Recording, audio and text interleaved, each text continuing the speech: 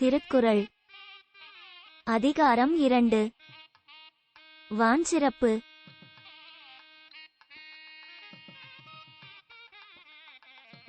வான் நின்று உலகம் வழங்கி வருதலால் தானமிழ்தம் என்றுணரற் பாற்று. உரிய காலத்தில் இடைவிடாது மழை பெய்வதால்தான் உலகம் நிலை பெற்று வருகிறது. அதனால் மழையே அமிழ்தம் எனலாம்.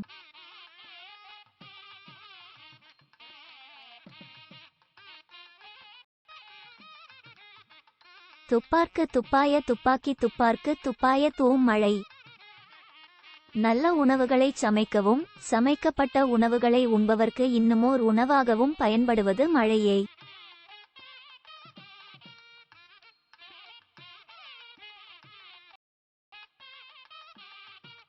வினின்று பொய்ப்பின் விரிநீர் வியனுலகத்து உள்நின்று உடற்றும் பசி.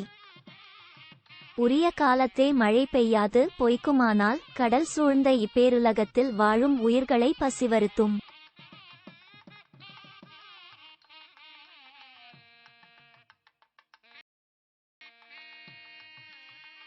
ஏரின் உழார் உழவர் புயல் என்னும் வாரி வழங்குன்றி கால்.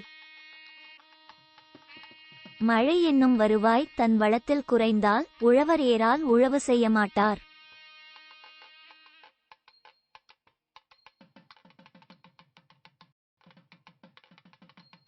கெடுப்பதும் கெட்டார்க்குச் சார்வாய்மற்றாங்கே எடுப்பதும் எல்லாம் மழை.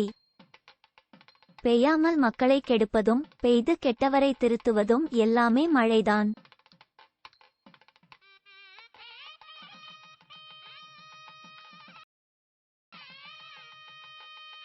விசும்பின் துளிவீழின் அல்லால்மற்றாங்கே பசும்புல் தலை காண்பு அரிது. மேகத்திலிருந்து மழைத்துளி விழாது போனால் பசும்புல்லின் நுனியை கூட இங்கே காண்பது அரிதாகிவிடும்.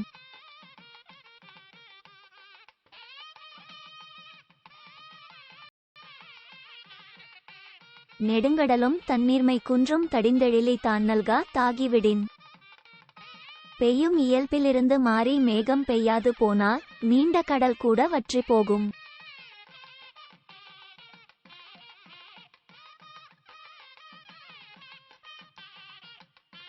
சிறப்பொடு பூசனை செல்லாது வானம் வரக்குமேல் வானோர்க்கும் இண்டு. மழை பொய்த்து போனால் தெய்வத்திற்கு தினமும் நடக்கும் பூசனையும் நடக்காது. ஆண்டுதோறும் கொண்டாடப்படும் திருவிழாவும் நடைபெறாது.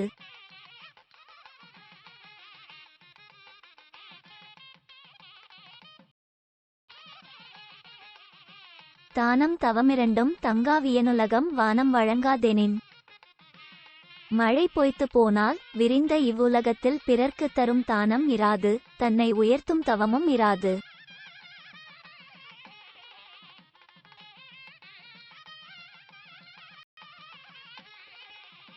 நீரின்று அமையாது உலகெனின் யார்யார்க்கும் வானின்று அமையாது ஒழுக்கு.